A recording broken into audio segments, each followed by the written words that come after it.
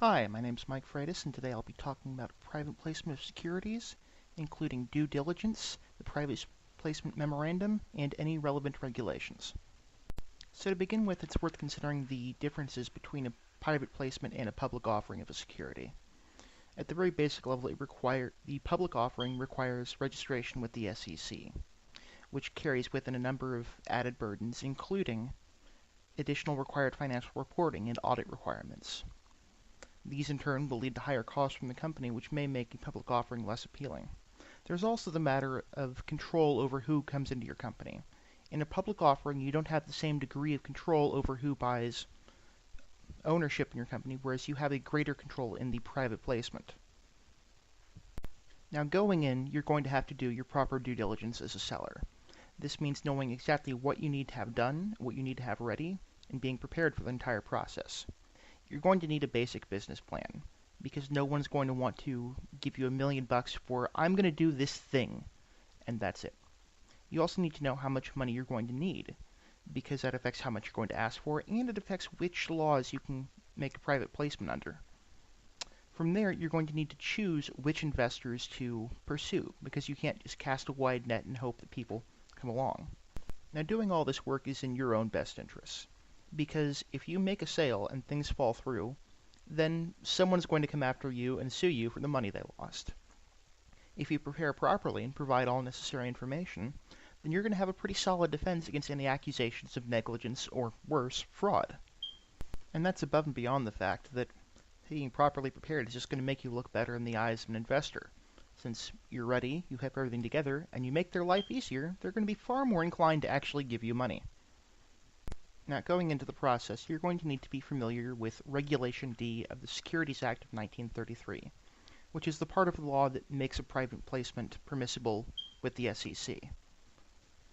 Regulation D sets forth a few requirements for any private placement that you'll have to fulfill in order to be able to issue it without being convicted of securities fraud or other such fun. The first part is that any sale of securities has to be integrated, which means that over a period of 6 months in either direction from the sale of that security, all other sales are considered to be the part of that singular sale. So if you go and issue $1,000,000 worth of bonds this month, and then 4 months later do it again, under Regulation D, that is a single sale, and it will push you over the limits for other sections of the law. In addition, there are generalized disclosure requirements where you'll need to provide information to potential investors in order to follow the law, which vary depending on the type of exception you file. Furthermore, you can't just generally solicit for investors. There are very strict limits on what you're allowed to do to advertise, and you pretty much can't advertise. However, after the passage of the Jobs Act, there is a very limited exception for accredited investors, which I'll get to shortly. Finally, within 15 days of making your first sale, you have to file what's known as Form D with the SEC. This contains some basic information that they have to know in order for your issuance to be considered legitimate. Now, as far as accredited investors go, this is an important distinction for the purposes of the law. It's generally anyone who should know better. This consists of large organizations with assets over $5,000,000, investment banks, or any individual with over $1,000,000 in assets and making at least $200,000 a year. So, investors and people who should be able to make a risky investment without risking their own well-being in the process. Now, I'd like to quickly touch on two of the lesser used exceptions to allow private placements, which are Rules 504 and 505. Rule 504 allows for the smallest possible sale, which means that any issuance has to be less than $1,000,000. And this is, again, considering all integrated sales within a period of a year. There aren't really many restrictions beyond the $1,000,000 limit. However, the biggest limitation is that you have to follow any state laws in place. So if you're making an issuance under Rule 504 and you sell something in California and New York, then you're required to follow all laws in both jurisdictions. Rule 505 is similar, except that it allows up to $5,000,000 worth of securities to be issued. Also, there's a limit on the number of investors. You can sell to as many accredited investors as possible, but you're limited to up to 35 non-accredited investors. In addition, there are restrictions on the resale of securities. You have to buy them and intend to hold them for a long period of time, and if you're going to try and sell them again, then you have to file with the SEC. Furthermore, you're required to have a set of audited financial statements, which have to be approved by an independent auditor, and you still have to follow state laws, which means that you have the same problems, only you're able to get more money out of the deal. Now, Rule 506 is where you're going to see a bulk of private placements occur. There's an unlimited maximum amount of issuance, so you can raise as much money as someone's going to give you. However, there's still a limitation on the number of investors you can sell to. There can be as many accredited investors as you want, but there's a limit of up to 35 qualified investors, which isn't just non-accredited, but they have to be sufficiently knowledgeable in the field to be able to be considered making a rational decision. And this has to be verified by the issuing company, which will come up later. Now, the other big part of it is that there are rules in place that allow it to override state law. So you can just make one issuance, follow the laws set forth in Section 506, and you're good. There's no state law to worry about. Now, in addition, there are added disclosure requirements, which we set forth later, and anything that's given to an accredited investor also has to be given to any applicable non-accredited investor, so that they're on an equal playing field. Now, going in, this is where you have use of the private placement memo. This is essentially going to be a business plan plus that you're giving to investors to convince them to give you the money to do what you plan on doing. However, you have to have a plan in place where people can look at it and say, yes, I'm going to make money off this. Here, take my money. You'll have to also include the applicable laws that would allow the sale to go through, which means referring to the relevant sections of the Securities Act, the rule that you're using to make the sale, as well as any local laws that may apply to your company or ongoing situation. In addition, you'll have the relevant company information, which may be as little as the financial statements, or you may have a breakdown of the capitalization structure. Any control that might come in place, and furthermore, you'll have information on the management of any relevant companies.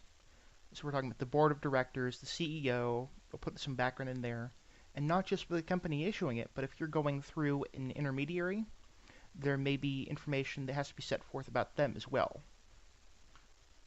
Now, in addition, you're going to have some company-specific items in your PPM, since they're not all created equally. A lot of what's going to be in there is what's called a forward-looking statement, which is where you're making predictions about the future that aren't factual. They can't be backed up with hard data, but they're speculation based on the information you have. In addition, you'll want to mention any risks to the investment that will be in there, such as the nature of the industry, supply chain issues, or economic downturn if that affects your company more than normal. You'll also want to make reference to any ongoing litigation, since lawsuits tend to be a big deal, and if you stand to lose a bunch of money, and that money is coming from the investor, then they should know about that. And just as a general rule, the PPM should contain any information that would materially affect the investor's decision. Now finally, two other documents that are going to go along with the PPM are going to be the subscription agreement and the investor questionnaire. These are both to protect the issuing company. The subscription agreement is essentially the trial form of the contract. It's going to have all of the major information in the PPM. You're going to see any applicable laws, anything that both sides have to agree to, and while it may be changed over the course of the negotiation, it's at least a starting point. In addition, there's the investor questionnaire. Now, this is important because it shows that you're going forward and making sure that the investors are qualified to purchase the securities. If you have a bunch of accredited investors and one unaccredited, and you miss that, then you face some severe legal trouble going down the line. Now, an alternative is what's known as the term sheet. This is essentially the bare bones information of the contract. It's bulleted out. It's going to contain all of your major information, and more importantly, it's non-binding. You're essentially you're signing this as a letter of intent to buy the securities. So you can go forward and say that, see, we have something going, let's move on and go through the rest of the process. The only part of it that is binding is you're going to probably see a confidentiality agreement, since any further investigation is going to reveal information sensitive to your company, and there may also be a limitation on your ability to negotiate with other parties, so that the company can't go out and negotiate a better deal with someone else while the first one is engaging with their due diligence. Now that you've got the basics of an agreement in place, this is where the buyer is going to want to engage in their due diligence. To essentially make sure that what you're selling is legitimate.